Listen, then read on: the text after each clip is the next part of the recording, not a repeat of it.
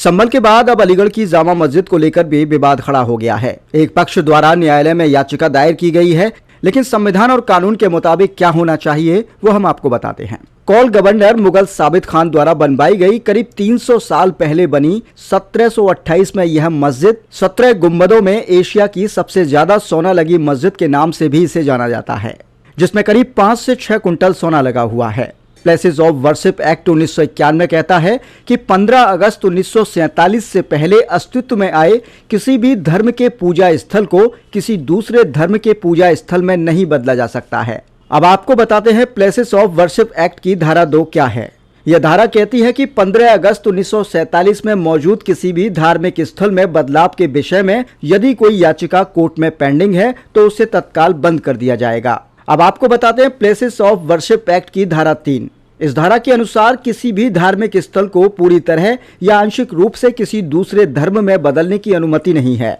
इसके साथ ही यह धारा सुनिश्चित करती है कि एक धर्म के पूजा स्थल को दूसरे धर्म के रूप में ना बदला जाए या फिर एक ही धर्म के अलग खंड में भी ना बदला जाए। अलीगढ़ शहर को संभल बनाने वालों पर सख्त कानूनी कार्रवाई होनी चाहिए और माननीय सुप्रीम कोर्ट को इस पर संज्ञान लेकर ऐसी सारी रिट याचिकाओं को खारिज करना चाहिए और फैसला दे कि 15 अगस्त 1947 से पहले बनी हुई कोई भी धार्मिक स्थल पर याचिका स्वीकार नहीं की जाएगी। इस मामले को लेकर अलीगढ़ मुस्लिम विश्वविद्यालय के पूर्व छात्र संघ अध्यक्ष फैजुल हसन ने प्लेसेस ऑफ वर्शिप एक्ट के बारे में बताया। कौल गवर्नर मुगल साबित खान द्वारा 1728 में बनाई गई अलीगढ़ की जामा मस्जिद जो करीब 300 साल पहले पुरानी है और इस जामा मस्जिद की एक तारीख रही है और बल्कि ये हिंदुस्तान की बल्कि एशिया की सबसे ज़्यादा सोना लगी पर करीब 5 से 6 कुंटल सोना लगी जामा मस्जिद मानी जाती है, जिसको कई टीवी चैनलों ने बल्कि चलाया है और बहुत सारी न्यूज़ इसके बारे में छपी है।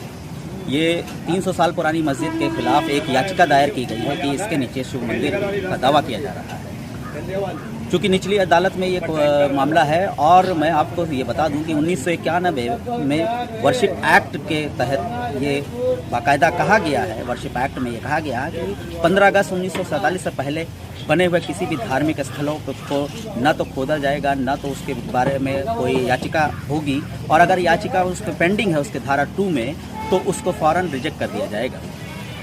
धारा 3 में अगर कहा गया है कि अगर कोई 15 अगस्त 1947 से पहले अगर कोई भी धार्मिक स्थल बना है तो ना तो उसमें कोई बदलाव किया जाएगा ना उसको बदल करके कोई चीज़ भी आंशिक चीज़ भी छोटी सी छोटी बदलाव भी नहीं किया जाएगा। जो जैसे धार्मिक स्थल बना हुआ वैसे बनेगा।